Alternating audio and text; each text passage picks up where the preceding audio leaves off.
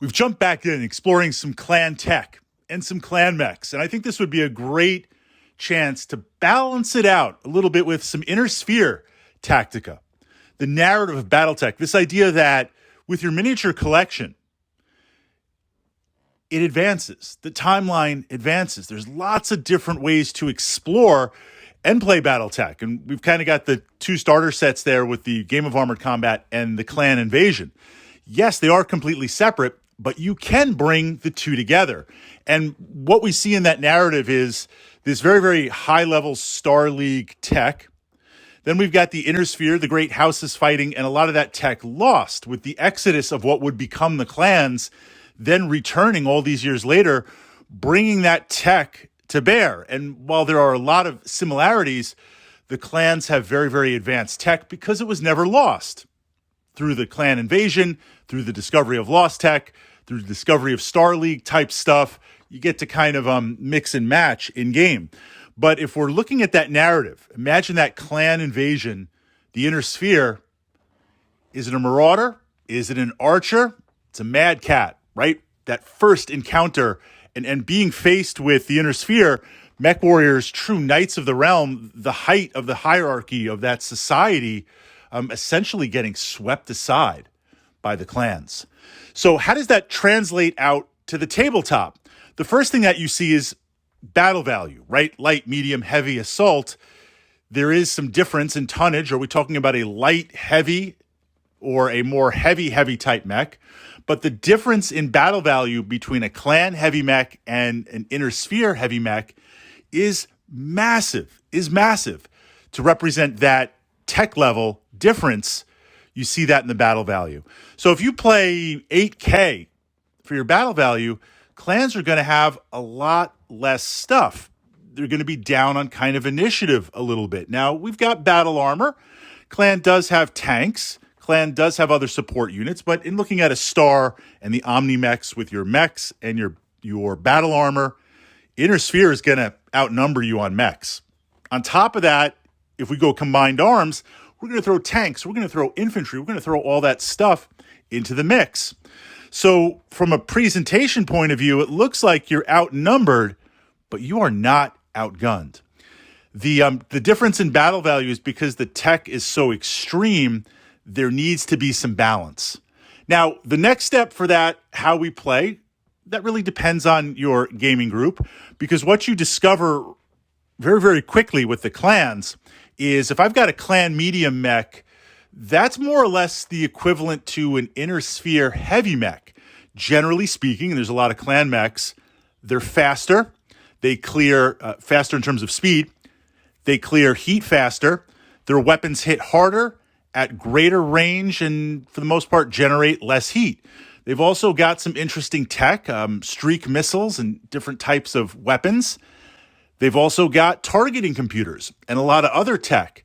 That's before we mix in the battle armor that can ride on the mechs or get dropped off on the mechs or work in tandem with the mechs. That hits very, very hard. So we see this idea of clan honor, and it's kind of an optional rule where a clan mech will issue a challenge, or in issuing that challenge, the first target that clan mech fires at, it has to engage and it has to destroy because the clans have that hierarchy. Now, in the true narrative, if you've read some of the books, was that always followed? No, right? It's convenient. There's times we'll look that aside, but generally speaking, clans with clans, and it's a competition, and it's to have the highest honor, that does reflect on the tabletop. We see this with the Inner Sphere rules, optional rules, with force withdrawal. This idea of a lot of times, just how I tend to play Battletech with my group is we go head to head. We blow stuff up for hours and hours till it's just smoking boots on the table and just destroyed mechs. That is a tremendous amount of in-game resources. More than likely, what would happen, and there's always exceptions to this too, is if we're fighting and you blow into my archer and I'm going to internals and I've taken an engine hit, I've taken some serious damage, I'm in loss of possibly losing this mech, I will begin to backtrack off the table. Every move I make has to remove me off the table or off the hex map. I can still fire, but I am withdrawing from the table. Or the rules of I power down where I am. Now, you can capture me, you can ransom me, But it wasn't always mechs head-to-head blowing each other up. Inner Sphere, there's kind of those rules to preserve that structure. So clan mechs, when I tend to play the clans and I'm playing Jade Falcon, I will play against these Desgra mech warriors clan honor. I will declare a target ahead of time or issue a challenge. And depending on the mission, the first target I fire at, that mech then gets caught engaging that. It's led to some interesting scenarios. One was a game where I wasn't thinking. I had a lot of mission tactics I was trying to figure out, thinking about things and weapon profiles, and my summoner fired at a spider because that spider just zipped by, and I'm like, light that thing up, right? Inner Sphere, you fire at the closest target. I've got an opportunity to shoot at a mech and cause some damage and not receive any fire back in return, and I don't have to worry about heat. Yeah, take the shot. Doesn't even matter what the modifiers are. So as soon as I fired at that spider, I realized, well, I just issued a challenge. And the rest of the game was this spider just running away, doing crazy stuff. So I had this awesome clan war machine battle value tied up in a spider running around crazy. So it is a way to balance it out. Now, with the Inner Sphere against the clans, you have to be very committed and very aggressive. You are going to take major losses every single turn, whether that's a mech, whether that's going to internals, whether that's blowing up 2 tanks. So at the beginning of the game, let's say we're playing 8K battle value, whether it's combined arms or not, just mechs or mechs and tanks, I'm going to be winning initiative. I'm going to have my choice of initiative play where I want to go. And I want to utilize that to really be aggressive and bring all my weapons to bear as fast as possible at optimal ranges for going against the clans. Because every turn I'm going to take massive losses. Generally speaking, the clans can fire more at greater range. So really, if we make it simple and it's just an open hex map and I'm marching towards the clans, I'm marching my lance against your star, or my 3 lances versus your 1 star. You're going to get a free round of shooting off on me with your longest range, whether it's ER extended weapons, LRM packs, Gauss weapons, whatever that's going to be. You're going to get that free round of hitting me. Then now I'm going to close and I'm in my long range bracket. I can't stay at that long range bracket. An example is if I have a Warhammer going up against a clan mech, I've got those PPCs. Inner Sphere versus Inner Sphere, I might hang back with that Warhammer and just get some cover and trade some PPC shots for a little bit. I'm not using the other weapons. The clans are going to chew me up. I need to fire with those PPCs, but I need to close where if I've got the PPCs at medium range, I've got lasers and missiles at long or medium range. Need to be able to fire those or PPCs at short and my other weapons at medium. I need to look at the weapons profile of my mech and really, really, really leverage that. I need to also take advantage of all possible combat phases. So a Banshee is a mech that I regularly like to play, but in my heavier mechs, I need to try and get up there with the clans and not only be shooting them, but be initiating physical attacks on them, because that's another round. If I've got that Banshee moving up shooting, or if I've got a Cyclops moving up, getting into autocannon 20 range, missile range, all that, I need to also be punching. I need to leverage every single turn that I can because I need to be punching through those clans. I need to be focusing on that. I'm going to take a lot of losses.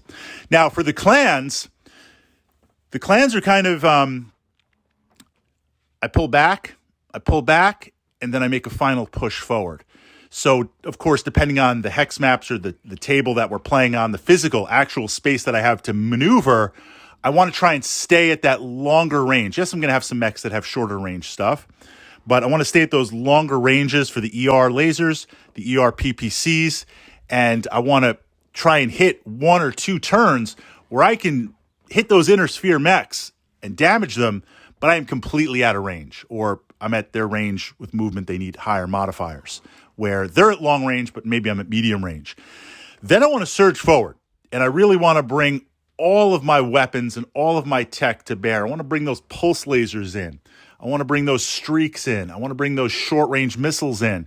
I want to really, really leverage everything to take down those things, keeping in mind issuing challenges and keeping in mind focusing on declaring and focusing on the appropriate target with it. Generally, what this seems to be is I want to take on the heavier machines or the pieces, the units, tanks that can't move. So once we engage, they don't have the speed to get out of the way. So I want to kind of work top down where I want to try and pick on the heavies. I want to pick on the assaults because once we engage, if they try to withdraw, I still got shots moving in. I kind of want to ignore those lights. I really don't want to engage those lights until much, much later when there's less targets on there.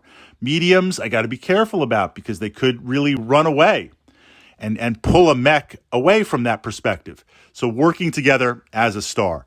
Battle armor lays in things a little bit differently. And then, of course, as the clan invasion advances, well, Inner Sphere is going to start bringing their own battle armor into the mechs.